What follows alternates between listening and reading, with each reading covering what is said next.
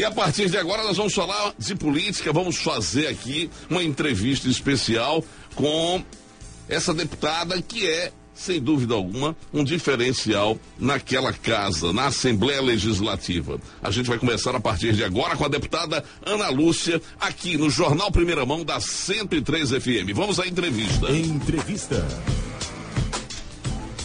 Bom dia, deputada. Bom dia, deputada Priscila e André, na 103. Bom dia a toda a equipe. Prazer realmente falar com a senhora. Bem, a senhora tem sido na Assembleia, apesar das pessoas às vezes ficarem sem entender direito o que é o papel de um legislador, vamos dizer assim, de um deputado que tem que ser alguém pensando no povo, que as pessoas às vezes acham que todo mundo tem que ser do amém. A senhora tem tido uma postura muito equilibrada em relação aos assuntos, principalmente, que são de interesse maior do Estado.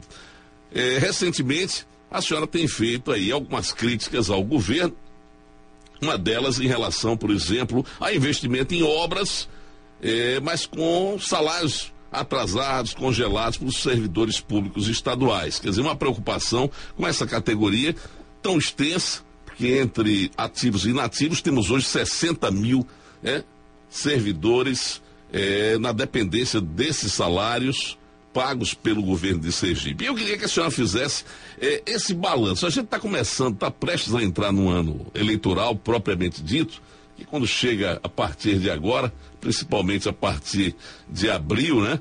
A gente começa a ver a movimentação dos partidos. Eu queria saber como é que a senhora está vendo tudo isso aí. A senhora faz essas críticas ao governo, mas também dentro do seu próprio partido existem as incongruências, as dificuldades. Nós estamos querendo exatamente saber disso aí. O que é que a senhora está achando de 2018, deputada? Olha, 2018, um ano eleitoral, um ano em que nós estamos vivendo no país um período muito sombrio, muito preocupante, né? Uma crise política fortíssima, com repercussões na área econômica, né? E principalmente na área social, né? E aqui em Sergipe também nós temos um cenário muito difícil. O que eu tenho dito e disse na tribuna, e primeiro que o governador, ele precisa administrar, dar uma linha de administração ao seu governo, porque cada secretaria tem uma forma de governança. Certo. Isso tem levado a problemas seríssimos. Você não tem uma direção, um comando único do governador, né? E ele foi eleito para comandar esse Estado. Bom, primeiro isso. Segundo, isso tem consequências. A primeira consequência é a questão do serviço público, que ele é fundamental para a população. A maioria da nossa população é pobre e precisa do serviço público, em todas as áreas. Certo. E esse serviço tem sido cada vez mais precário. Esse é outro problema. E, ao não priorizar o serviço público, né, ele não prioriza o funcionário público. Para você ter uma ideia, a Fundação Renascer, que trabalha, né, com grupos vulneráveis, os adolescentes, né, que cometem algum ato infracional, um assistente social, todas as pessoas, psicólogo, assistente social, todas as pessoas de nível superior, que não chegam a ser 30 técnicos, eles estão recebendo menos do que o salário mínimo. Mas isso é possível, deputada? Isso pode acontecer? Isso não Está acontecendo. é ilegal. Está acontecendo. Quer dizer, o salário deles, isso é uma coisa absurda. Uma fundação, né, que trabalha com uma alta complexidade, e as pessoas que trabalham com essa alta complexidade recebem menos do salário mínimo. Ano passado, eu tive uma audiência com o presidente da fundação. Ele mediou todo um processo de negociação, de melhoria da carreira, né? Tanto dos funcionários de nível superior, como também dos agentes que tomam conta dos meninos. Bom, mas isso não chegou o ano passado, o ano inteirinho não chegou na Assembleia Legislativa, e até agora é uma coisa absurda, sabe? Não foi aprovado no CRAF. Quer dizer, não tem nenhuma sensibilidade para os problemas mais graves. em termos de desafios para o servidor público. Com o salário congelado há 4 anos, né, os servidores públicos, com o pagamento desses salários atrasando todos os meses, o caso mais grave são dos aposentados. E aí eu já mostrei na tribuna um gráfico que o DIEESE apresentou, que é exatamente o seguinte: à medida em que as pessoas vão se aposentando, né, ele não vai chamando, não vai abrindo concurso, e os concursados também que existem em alguns setores não são chamados. Então há um descompasso entre aposentados e ativos. E isso, em termos de previdência, é gravíssimo. Hoje nós temos praticamente 2 ativos para 1 aposentado, né? E mostra-se, claro, que cresce a despesa do aposentado. E mostra concretamente o congelamento. É um absurdo. O Paraná tem esse desequilíbrio, mas é bem menor. Sergipe é gritante, e os outros estados não têm esse desequilíbrio. Se você for ver a análise que a Folha de São Paulo publicou, inclusive com o mapa, né, mostrando quais os estados que apoiaram e priorizaram, melhor dizendo, o investimento, você vai ver, e eles vão dando os percentuais. Bom, de 2016 a 2017, Alagoas é o primeiro, mas como eu disse na tribuna, ele não está atrasando o salário dos profissionais, né? Ele não destruiu a carreira dos professores como aqui em Sergipe. É o único estado que está sem carreira, né? Destruída totalmente. Então ele aumentou o investimento 69% em primeiro lugar. Depois vem Goiás, que trata os funcionários de forma terrível também, né? Depois vem o Paraná, que também é um desastre, mas mesmo assim a carreira do magistério e os funcionários públicos estão recebendo em dia. E em quarto lugar, Sergipe, que aumentou o investimento em 33,3%. Está lá na Folha de São Paulo, fez o levantamento de todo o país. Ora, então é evidente que eles priorizaram investimento em obras, né, em construção, em detrimento das pessoas. É o 4º estado, é isso, que mais investe em obras, deputada? Permita-me sua confirmação. Eu não entendi sua pergunta. É o quarto estado, Sergipe? É o 4º estado, é. Isso. O primeiro é Alagoas, segundo é Goiás, terceiro Paraná e 4º Sergipe. E se nós formos ver, em termos de tensão com os funcionários públicos, menos Alagoas, mas Goiás, Paraná e Sergipe, né, distrai os funcionários públicos, não priorizou os servidores públicos, todos 3. E quando nós vamos analisar o mapa, esses 3 priorizaram investimento. E a Folha de São Paulo faz o cálculo, né, o percentual de aumento desses investimentos de um ano para o outro, de 2016 para 2017. É uma situação muito difícil, muito complicada. E a gente espera que em 2018 ele mude essa prioridade. Né? Ô, deputada, mas fica claro, os recursos utilizados, no caso, para obras, seriam recursos que poderiam ser utilizados para folha de pagamento, por exemplo? A senhora tem essa informação, não? Não, isso é uma questão de prioridade do governo, né? São coisas diferentes. Os recursos são diferentes, de capital são rubricas diferentes. Certo. Né? É no orçamento que ele vai priorizar isso, né? E ele tem priorizado exatamente investimento. Então, se ele prioriza o servidor público, ele vai priorizar o financeiro para o servidor público, né? E certo. Não para investimento. Então, na verdade, o que é que eu fiz a contraposição ao marco que o governo está fazendo? Ele se preocupa com as pessoas e aí coloca aí essa nova rodovia que vai ligar aqui, né, ao Orlando Dantas e tal. Então, não se preocupa com as pessoas. Claro que ali a mobilidade toca na vida das pessoas, mas as pessoas são tratadas na escola, no posto de saúde, no hospital, tendo a cultura nos vários espaços públicos, tendo política de esporte e lazer. Então, na verdade, assim, quando você trata bem o servidor público, você atinge diretamente a maioria da população. Ontem também eu fiz um pronunciamento de uma audiência pública que nós realizamos nessa última terça-feira à tarde sobre doenças raras. Certo. Quando a associação, né, das pessoas com doenças raras apresentou os dados que Sergipe, praticamente 6% da população tem alguma doença rara. E, ora, o governador mandou um telegrama justificando que não podia estar presente, mas a Secretaria de Saúde não mandou ninguém, né? A Secretaria Municipal de Saúde, quem foram os técnicos que lidam diretamente, né, no centro de referência com essas pessoas. Né? Não foi nenhum gestor, assim, ninguém interessado na pasta. A presença delas, duas enfermeiras e assistente social, de extrema importância, inclusive o depoimento e tudo mais, mas as pessoas que fazem encaminhamento, que podiam incorporar, né, exatamente, dar resposta àqueles familiares, olha, eu vou dizer, à noite eu não consegui dormir.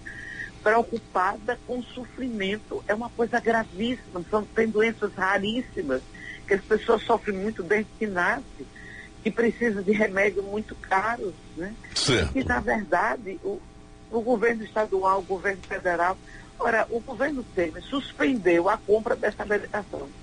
Tem uma criança de 5 anos e já tem mais de 6 meses sem tomar a medicação, porque ainda não compraram a medicação. É de uma insensibilidade do ser humano que é uma coisa da gente não acreditar. O governo Jackson Barreto, deputada, permita-me, como a senhora faz uma avaliação em todos os aspectos, tem sido desumano? Pois é, então, por exemplo, eu estava dizendo que essas audiências são boas porque a gente escuta a voz da população e percebe, né, o quanto que ainda a gente deve bastante a essa população. Né? Por exemplo, os famílias têm determinadas doenças raras, gravíssimas, que as pessoas precisam de assistência principalmente da mãe, né, que é a figura principal nesse processo. Muitos pais também ajudam, mas é uma coisa assim, predominante é o papel da mulher. E que a nossa lei que libera 50% quem tem alguém na família com deficiência, não atinge essas pessoas.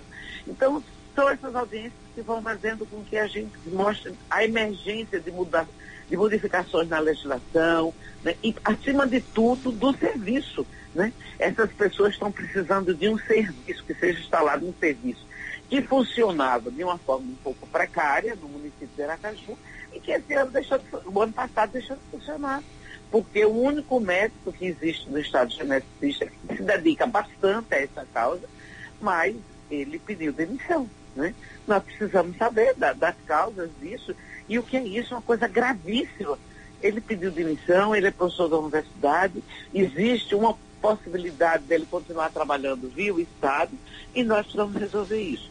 A deputada Gorete, que é da área da saúde, que participou ativamente da audiência, ela já está vendo como fazer esses encaminhamentos, mas eu estou dando os exemplos, né, de como a área social ela não é prioridade, né? Não é prioridade. Essa história de tanto dinheiro chegando para obra, seja no município, seja no estado, é necessário obras estruturantes que venham ajudar a resolver o problema da população, né? Mas nós precisamos ter um olhar mesmo para as pessoas, para o ser humano. Então, esse ano é um ano de muito desafio. Eu espero que o governo negocie com os funcionários públicos, né? Eu espero também que os concursados das várias áreas sejam chamados, inclusive não só do executivo, do judiciário. Inclusive, hoje nós vamos ter a votação do aumento do salário do Poder Judiciário e do Poder Legislativo. Do Poder Judiciário, eu estou com a emenda supressiva. Essa emenda supressiva é exatamente para retirar o percentual de aumento dos CCs. Por que dos CCs? Porque ano passado houve uma reestruturação desses CCs. As pessoas que tinham cargo de comissão, cargo de confiança, no valor de R$ 988, essas pessoas passaram a receber R$ 3.000. Você tem CCs até de R$ 14.000, enquanto que o início da carreira do funcionário do serviço do Tribunal de Justiça é R$ 2.800. Então, na verdade, os funcionários da Justiça, eles têm uma perda de 10%. Com a aprovação hoje da lei, eles eles ainda acumulam a perda de 6% e precisa ser chamado os concursados. Se a Casa Legislativa aprovar a supressão desses 2% de reajuste dos CCs, porque eles já tiveram um reajuste significativo ano passado, enquanto que os funcionários tiveram de 3%, eles tiveram de mais de 200%. Então, se retirar esses 2%, esse recurso pode chamar os concursados, porque esse concurso do Tribunal de Justiça, ele termina seu prazo agora, esse ano, né? Então, nós precisamos chamar, inclusive, para começar a reequilibrar a questão da Previdência, né? E precisamos reajustar. Então, é um grande problema. O congelamento do salário dos aposentados e quem está em atividade, e esse desequilíbrio entre a quantidade de aposentados e a quantidade de quem está trabalhando, claro que acentua o problema da Previdência. Isso tudo são desafios com relação ao serviço público. A expectativa do servidor público é que esse ano o Poder Executivo não priorize investimento e priorize as pessoas, como eles estão dizendo no marco. E um ano eleitoral, um ano complicado, né, Ana Lúcia? Um ano eleitoral, um ano complicado, né? Pois é, mas então, é um ano eleitoral que no primeiro semestre ele precisa mandar um reajuste dos serviços públicos, certo? Será uma ótima notícia, com certeza. Ele tem um período para mandar esse reajuste. Me diga uma coisa. Para os professores não é nem reajuste, é restabelecer a carreira do magistério. Claro. Hoje, todo mundo do magistério recebe o piso salarial. E o da Fundação Renascer é gritante, é um grupo pequeno de técnicos, um grupo pequeno de pessoas com nível superior, um grupo pequeno também de agentes, né, que cuida da segurança ali daquele prédio, dos adolescentes, que estão todos com defasagem imensa. Eu estou dizendo, os funcionários, psicólogos, assistente social, estão recebendo menos que o salário mínimo. O salário base dele é de 100 e poucos reais. Deputada, a senhora apontou esses dias que as pastas, as secretarias, não estariam repassando a contrapartida para a Previdência, e aí vem o governo e fala da crise da Previdência. Aí vem a crítica de que se o Estado não está repassando, como é que a Previdência vai sair do buraco, né? É verdadeira essa informação mesmo? O próprio Estado não estaria, no caso, as secretarias, as pastas? O que eu coloquei foi a análise do relatório que o Tribunal de Contas encaminhou, uma síntese do relatório que eles aprovaram as contas 2015 do governo do Estado, com ressalvas. Certo. Uma das ressalvas na área da Previdência, colocando que ele precisa pagar o que deve em 2015. Então fica claro que em 2015 algumas secretarias de Estado não repassaram o que deve, a Previdência, né? A parte do Estado e e daquilo que desconta do nosso salário. A mesma coisa é o IPE Saúde, né? Então, veja bem, o IPE Saúde é um plano que nós fazemos opção, né? E que nós pagamos todos os meses, e que o ano passado também a Assembleia Legislativa aprovou uma lei que nós passamos a pagar também pelos dependentes. E de acordo com a idade do dependente, o percentual diferencia. Ora, não pode atrasar um mês. Não pode. É uma autorização que eu dou para que no meu salário você desconte um percentual para o meu plano de saúde e um percentual para os meus dependentes, né? Certo. Então, tudo isso prejudica a prestação de serviço. O que eu li na tribuna foi exatamente o relatório do Tribunal de Contas que o Estado deve de 2015. Quer dizer, o próprio Tribunal de Contas está apontando esse débito do próprio Estado, que reclama de não ter dinheiro para pagar a Previdência, né? Quer dizer, é uma situação... Mas que não dá para você entender, ele tirou do meu salário. Exatamente. Ele não manda a contrapartida dele, mas do meu salário que eu autorizei. E veja bem, a Previdência não é nem autorização, eu não preciso autorizar, ela é compulsória.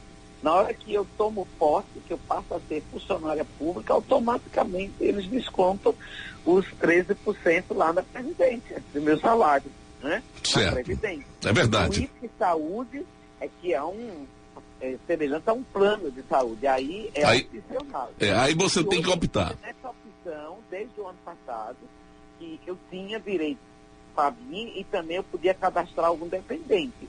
Desde o ano passado, que esse dependente que eu cadastrar no IPS, autorizando o IPS Saúde a descontar, eu pago mais, eu desconto mais outro percentual. Então, não justifica de jeito nenhum estar se apropriando do nosso salário. É o salário do Com certeza. Se isso estiver acontecendo, como diz o Tribunal de Contas, é uma ilegalidade flagrante. Agora, vamos falar um pouquinho do Partido dos Trabalhadores. Vocês começam agora a discutir internamente a eleição de 2018, até porque já está nas ruas aí todo o processo de discussão, né? E se conversa com um, conversa com o outro, vai para lá, vem para cá, tá todo mundo conversando com todo mundo, não existe essa coisa de que está posto e sacramentado. E aí, o PT, que sempre esteve com Jackson e com Belivaldo, e com Deda, diga-se de passagem, porque Deda era o grande líder da agremiação, da legenda, agora está aí sem saber muito o que fazer. E aí eu pergunto à aguerrida deputada Ana Lúcia, vocês devem apoiar Belivaldo Chagas ou há uma tendência muito forte aí, pelo que a senhora está sentindo nos bastidores, de uma terceira via, de um caminho novo para o Partido dos Trabalhadores em Sergipe? Olha, primeiro vamos corrigir que nem sempre o PT esteve com Jacques Barreto. Inclusive Marcelo Deda foi eleito prefeito da capital com aliança com o PCdoB, Rivaldo sendo vice, e com o PCB. Então, com os dois partidos comunistas e o PT. Assim nós ganhamos a eleição. Teve um apoio indireto do Gama, né? Mas Deda sai vitorioso, né? Certo. Então, foi no ano 2000 isso aí, né, deputado? 2001, né? Deda assume, aliás, 2000, no ano 2000. Ele assumiu em 2001. Então, não estava com Jackson, nem sempre esteve assim. Mas Gama e Jackson, naquele momento, eram siameses, né? Há muito tempo o partido tem uma aliança mais antiga com o PSB do que com Jackson, porque também Jackson a gente tem que saber qual é o partido que ele está, em cada momento. Agora ele está com estabilidade do PMDB, que agora é MDB. Então, assim, no entanto, já rompeu com o PSD. Então, a aliança, ela é do momento político. Certo. Não tem essa aliança, assim, consolidada o tempo todo. Porque senão você perde o perfil do partido, que é o que está acontecendo nesse momento. O nosso agrupamento, a articulação de esquerda, a gente vem fazendo a avaliação que o governo, liderado por Jacques Barreto, não vem cumprindo com o seu programa, né, não vem cumprindo com os seus compromissos. Eu, como parlamentar do Partido dos Trabalhadores e do agrupamento Articulação de Esquerda, desde 2016, que eu coloquei, aliás, desde 2015, que não faria parte mais do bloco, né, de apoio ao governo, eu estaria independente nesse sentido, sofri as consequências, né? De imediato, o próprio partido apoiou a retirada do meu nome da Comissão de Educação, da Comissão de Administração também, e Serviço Público, que são as duas principais comissões que eu participava, porque eu sou funcionária pública, né? E sou da área da educação, mas isso não prejudicou meu mandato. Foi uma atitude muito ruim por parte do Partido dos Trabalhadores, né? E também errada por parte da Assembleia Legislativa. Eu fiz todo um documento mostrando todas as contradições, que eu poderia entrar na Justiça, mas não, ali é uma casa política, né? Claro. Então, na verdade, eu disputei politicamente. E a gente vem colocando todos esses governos. O Partido dos Trabalhadores tem que priorizar os trabalhadores. O governo Jacques Barreto não prioriza os trabalhadores. O governo não prioriza os trabalhadores. Mas aí, apoiar Belivaldo Chagas, a senhora acha que essa é a tendência, por exemplo, do encaminhamento a ser dado pela... Não é com relação às pessoas. Certo. É com relação ao programa, ao projeto e ao partido. O partido, o PMDB e o GMDB é quem comanda o golpe contra o Partido dos Trabalhadores, né? Então são vários os fatores que levam a articulação de esquerda a não aceitar essa aliança. Nesse sentido, ano passado, nós fizemos a nossa conferência eleitoral. Nessa conferência eleitoral, nós colocamos os nossos candidatos. Então, nós temos 4 pré-candidaturas. A pré-candidatura do professor Rubens Marques, que é conhecido como professor Dudu, como pré-candidato ao governo do Estado, o professor Joel Almeida como pré-candidato ao Senado, a professora Ângela Mello como pré-candidata a deputada federal e o professor Irã Barbosa como pré-candidato a deputado estadual. Nós estamos em disputa interna para a área executiva, né, para a chapa majoritária. Nesse sentido, o partido está chamando o encontro no dia 10 de março para começar a discutir essa questão da política de aliança, e a articulação de esquerda, no dia 5 de março, no Partido dos Trabalhadores, nós vamos fazer um ato em defesa, né, da candidatura própria do Partido dos Trabalhadores. E neste último sábado, o nosso agrupamento, a articulação de esquerda, fez uma roda de discussão, de análise, né, sobre os vários problemas, os principais problemas do Estado, né, a começar por uma análise econômica. Inclusive Luiz Judiese foi convidado, e é ele que apresenta esses dados do serviço público, esses dados da Folha de São Paulo, né, e a partir daí eu na tribuna antes de ontem apresentei esses dados.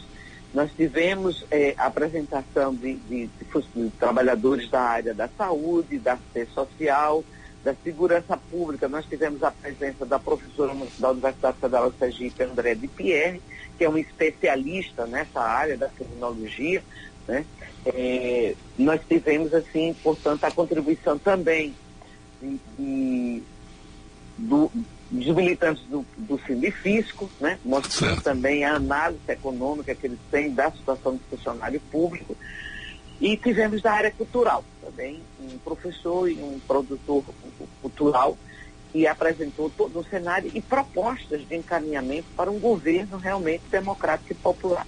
Então foi um sábado muito rico de discussão, de análise, de debate e de acúmulo de conhecimento sobre a realidade sergipana, para intervir na realidade, porque é assim que a gente acredita em mudanças, né? Tem toda a política clara, que é a arte de conversar, mas a gente deve conversar bem, né? Mas bate uma curiosidade, da gente.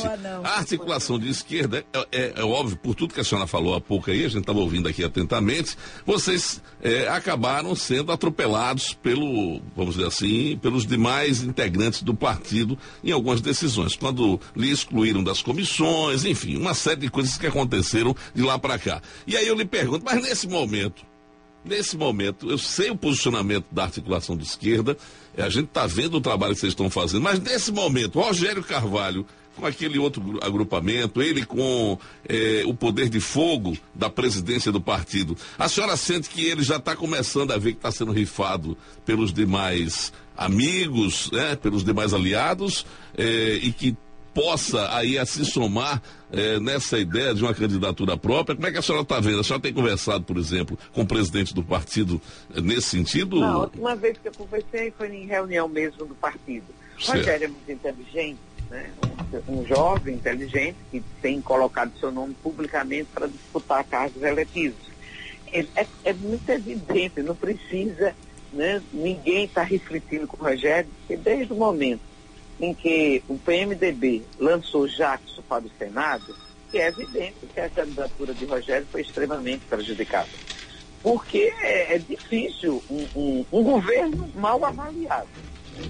E essa aliança de governo conseguir eleger 2 senadores é muito difícil. É complicado, né? Complicadíssimo. E depois o cenário do Partido dos Trabalhadores é um cenário de reafirmação do partido. É um cenário que precisa que nós tenhamos candidatura própria para dialogar com a população sobre o nosso programa, sobre o nosso projeto, né? Tanto a nível nacional como a nível estadual. E a senhora acredita que tem força para isso? Para uma candidatura própria no momento que o PT vive? Olha, eu vejo que é fundamental essa candidatura própria. Se a maioria do partido não concordar, porque é um partido democrático, claro. É um partido que as nossas instâncias funcionam, é um partido que os nossos debates acontecem, né?